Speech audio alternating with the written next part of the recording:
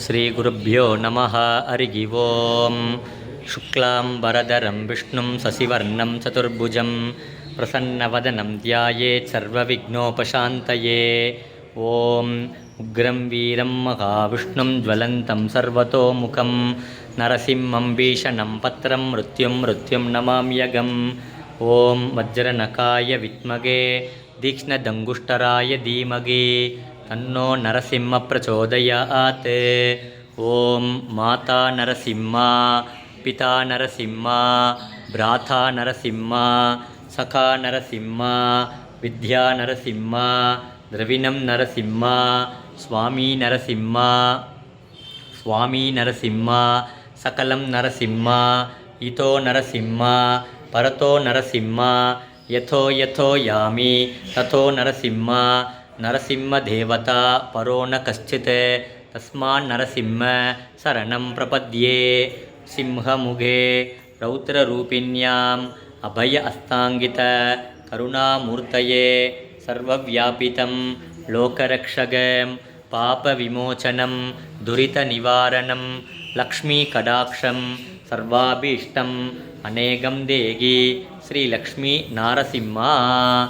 பக்தி அற்றவர்களால் அடைய முடியாதவனே, தாயின் கர்ப்பத்தில் அவதரித்தால் தாமதமாகும் என்று தூணில் அவதரித்தவனே, நினைத்த மாத்திரத்தில் பக்தர்களின் துன்பத்தை போக்குபவனே, ஸ்ரீ லக்ஷ்மி நரசிம்மனே, உனது திருவடியை சரணடைகிறேன். இந்திர உவாச்ச நமஸ்தேஸ்து மகாமாயே ஸ்ரீபீठे சுரபூஜிதே சங்குசக்கரகதாஹஸ்தே மகாலக்ஷ்மீ நமோஸ்துதே. नमस्ते गरुडारूढे टोलासुरभयङ्करी सर्वपापहरे देवी महालक्ष्मी नमोस्तुते. सर्वज्ञे सर्ववरते सर्वदुष्टभयङ्करी सर्वदुःखहरे देवी महालक्ष्मी नमोस्तुते. सिद्धिबुद्धिप्रदे देवी भुक्तिमुक्तिप्रदायिनी मन्त्रमूर्ते सदा देवी महालक्ष्मी नमोस्तुते. आद्यन्तरगिते देवी आदिशक्तिमगेश्वरी योगजे योगसम्भूते महालक्ष्मी नमोस्तुते. स्थूलसूक्ष्ममहारौद्रे महाशक्तिमगोदरे महापापहरे देवी महालक्ष्मी नमोस्तुते. पद्मासनस्थिते देवी परब्रह्मस्वरूपिणी परमेशी जगन्माता महालक्ष्मी नमोस्तुते.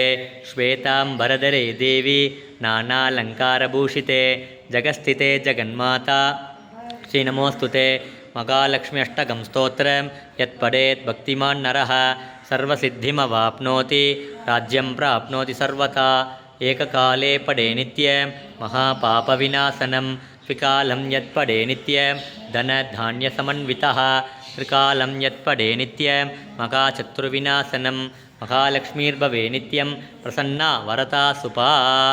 माता नरसिंह, पिता नरसिंह, भ्राता नरसिंह, सखा नरसिंह, विद्या नरसिंह, द्रविणं नरसिंह, स्वामी नरसिंह, सकलं नरसिंह, इतो नरसिंह, परतो नरसिंह, यतो यतो यामि ततो नरसिंह. नरसिंहदेवता परो न कश्चित् तस्मान्नरसिंह शरणं प्रपद्ये.